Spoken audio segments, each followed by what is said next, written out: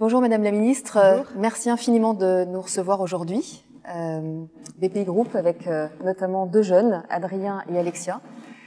Nous avons commencé depuis le début du mois d'octobre à aller dans plusieurs villes en France pour pouvoir expliquer aux dirigeants d'entreprises et à leurs DRH ce qu'étaient les ordonnances Macron et en quoi le droit était en train de changer et ce qu'il pourrait peut-être faire. Beaucoup nous ont remonté des questions et on s'est dit que ça vous intéresserait d'en avoir quelques-unes et d'y répondre. Alors je vous propose de commencer par la première.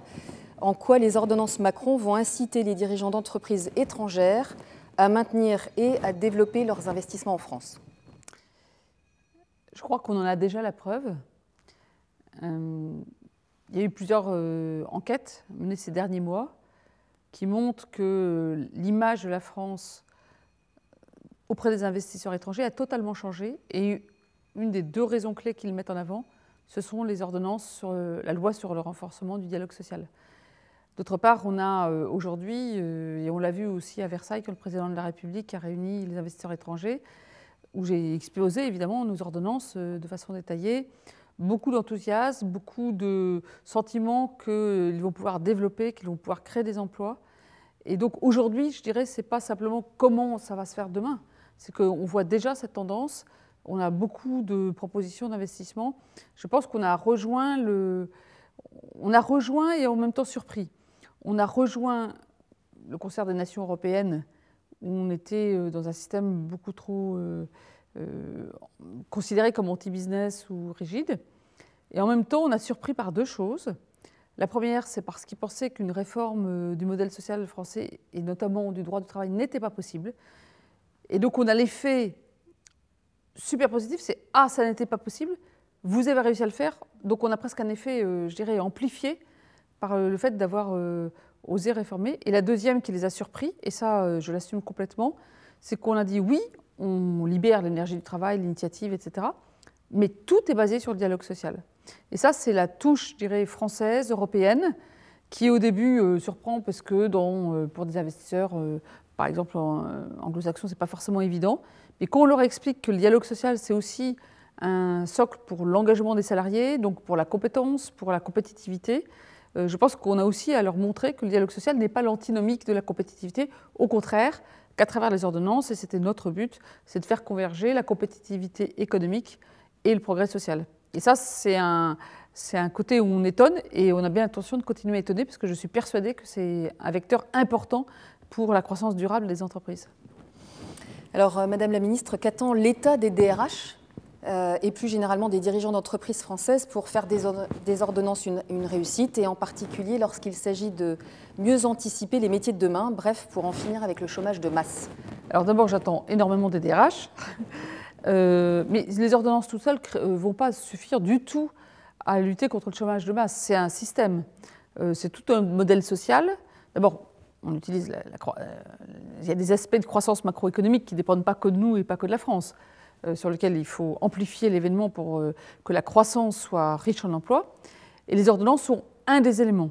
Dans quelques mois, qui vont vite devenir des semaines, je vais porter au Parlement la deuxième réforme, qui est le complémentaire de la réforme du Code du travail, qui est la réforme de l'apprentissage, de la formation professionnelle et de l'assurance chômage. On a besoin de ces deux leviers pour vraiment avoir un contexte qui permet aux entreprises d'investir, aux compétences d'être là et aux salariés, aux demandeurs d'emploi, aux jeunes de sortir qui peuvent participer à cette croissance et que c'est l'occasion pour eux de trouver un emploi et aussi de transformer les métiers. Donc je dirais, il ne faut pas attendre de façon magique qu'une seule loi sur le Code du travail crée mécaniquement, mais elle crée un contexte qu'on va amplifier par la deuxième réforme.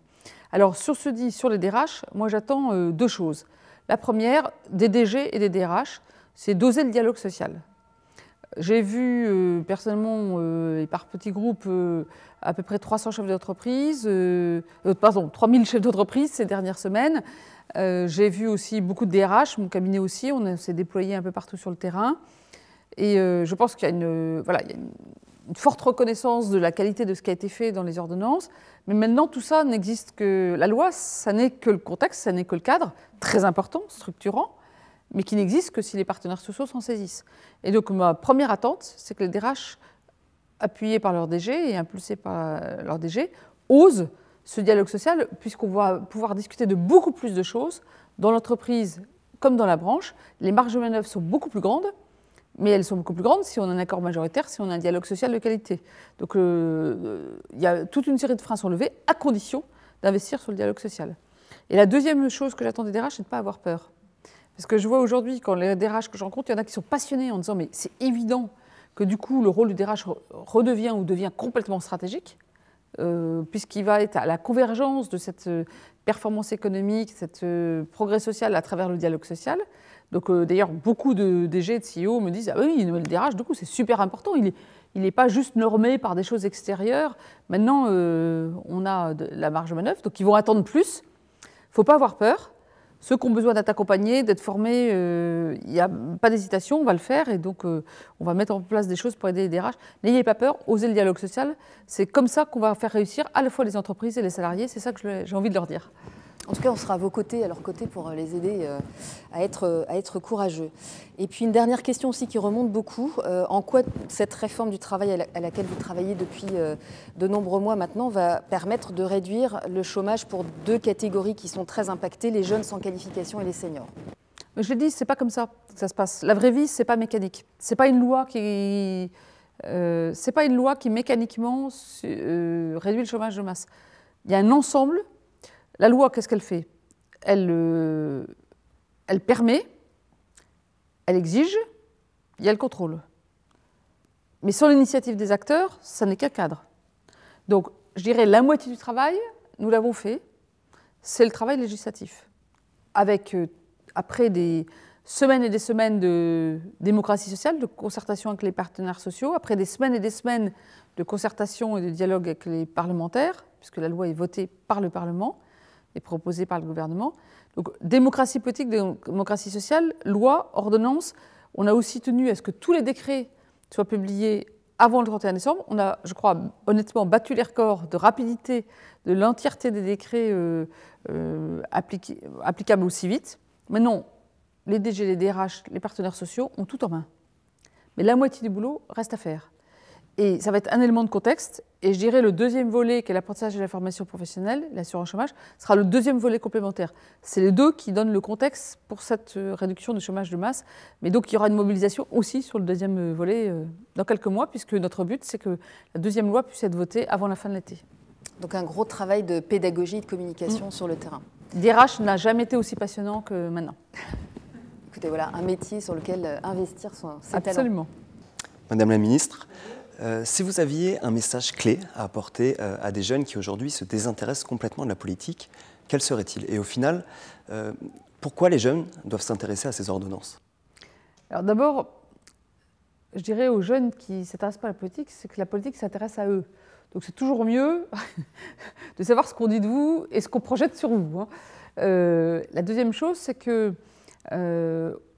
les ordonnances, ça va permettre quand même un contexte de travail où on va négocier des choses qui sont meilleures à la fois pour l'entreprise et les salariés.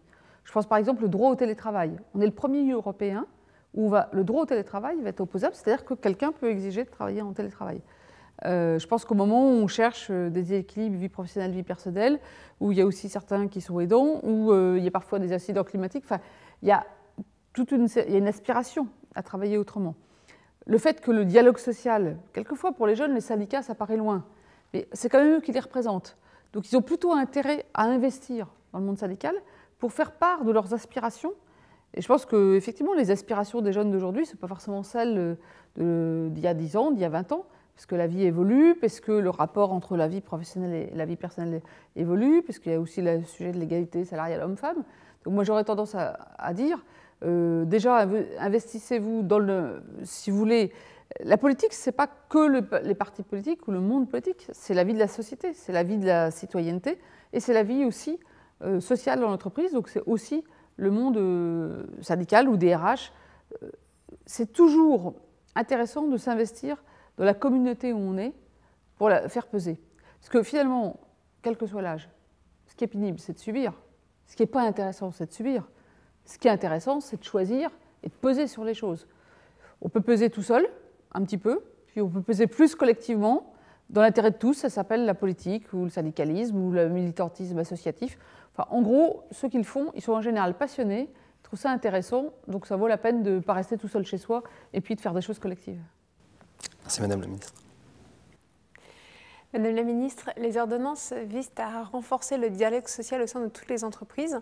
Comment concrètement la mise en œuvre de ces ordonnances permet d'assurer que les employés et leur direction s'approprient ce nouvel espace de dialogue social et son contenu? Alors, évidemment, ça va être toute la question, vous avez raison, des mois qui viennent et des 2-3 années qui viennent. De toute façon, déjà dans toutes les entreprises, d'ici 2 ans, elles doivent avoir mis en place leur comité social et économique, donc la fusion des instances CE, DP et CHSCT. Donc, de toute façon, il se passe quelque chose. Et autour de ça, eh bien, ce qui se passe aussi, c'est qu'il y a beaucoup plus de grains à moudre, plus de choses à négocier. Donc il y a déjà, alors certaines entreprises, ça va être plutôt tiré par la direction et le DRH, d'autres entreprises, ça va être plutôt tiré par les syndicats, mais je vois déjà, l'autre jour, j'ai eu un signal formidable. J'étais dans une entreprise où il y a une ETI, un très bon dialogue social, et ils m'ont posé une question auquel je n'avais pas pensé. Le patron DRH et les syndicats m'ont dit « Non mais nous, on veut aller plus vite que les élections, parce qu'on est passionnés. D'ailleurs, on veut faire un conseil d'entreprise, c'est-à-dire qu'on veut tout négocier ensemble et même co-décider. » Et on s'est aperçu, heureusement c'était à temps, qu'en fait, on n'avait tellement pas anticipé qu'il y a des gens qui voudraient aller plus vite que la musique, que dans le texte des ordonnances, on avait prévu une date limite, mais pas qu'on pouvait anticiper. Alors du coup, on l'a réglé tout de suite par amendement, mais c'était intéressant comme signal. Ça ne sera pas toutes les entreprises, mais je pense que les entreprises qui ont un sens du dialogue social, qui voient que c'est lié, que c'est un vecteur de performance économique, des organisations syndicales, des salariés qui se disent « non mais on a aussi à gagner là-dedans ». En fait, ceux qui vont le plus vite, c'est les plus pionniers. Donc en fait, les meilleurs accords vont être ceux qui se passent la première année, si j'ose dire. Et du coup, je compte pas mal sur cette dynamique, puisqu'on aura pas mal de bonnes pratiques qui pourront infuser les autres. Alors ceci dit, comme c'est une grande révolution, il ne faut pas simplement l'évaluer plus tard, il faut vraiment suivre et l'accompagner. C'est pour ça que j'ai demandé à Jean-Dominique Simon-Poli et à Gilles Gâteau, donc anciens syndicalistes et DRH, d'accompagner cette évaluation, mais aussi, et dans quelques jours, ils me remettent des propositions très concrètes. Par exemple, dans les petites et moyennes entreprises, est-ce qu'on fait des binômes DRH syndicats, d'autres qui pourraient venir aider pour là où on démarre le dialogue social? Comment on fait pour la formation des organisations, des représentants syndicaux élus du personnel? Parce que c'est clair que si on donne plus de grains à moudre, plus de pouvoir de négociation, il faut aussi que toutes les parties aient des éléments. Donc il y a toute une série de choses comme ça qu'on va faire pour accompagner le mouvement. Parce que, en fait, je crois que ce qui est important dans ces ordonnances, c'est plus que le droit du travail qu'on a changé. C'est l'esprit du droit du travail. C'est-à-dire qu'on a dit, on fait confiance aux acteurs de terrain. La loi encadre, bien sûr, elle fixe des limites, elle protège. Ça, c'est le rôle de la loi. Et elle dit ce que les acteurs ont le droit de négocier. Et ce qui est du domaine de la loi. Ça, c'est le rôle de la loi, il est au-dessus de tout. Mais après, dans les branches et dans les entreprises, on considère que pour trouver la meilleure jonction entre qu'est-ce qui va faire gagner l'entreprise et qu'est-ce qui apporte un plus aux salariés, il faut en discuter. Et donc, c'est une loi profondément de confiance dans les acteurs et de décentralisation. Donc, alors qu'on est dans un système souvent très, très centralisé, on croit que la protection ne vient que d'en haut. Non, on dit que la protection, elle vient du dialogue, de l'accord, de la négociation locale. Ça, c'est la révolution mentale, c'est le changement de l'esprit du Code du travail qu'on a souhaité, que j'ai souhaité. Et donc, on va évidemment suivre l'évolution. Ça va être très intéressant, je crois, de suivre l'évolution. Pour l'instant, les premiers signaux sont positifs, mais je suis prudente, on va voir ce qui se passe. Et donc, c'est pour ça que l'accompagnement, comme le groupe BPI peut le faire et d'autres, c'est très important, parce qu'il faut que les acteurs se sentent capables d'eux.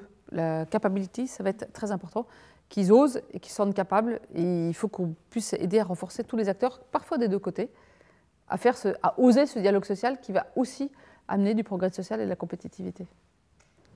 Merci Madame la Ministre.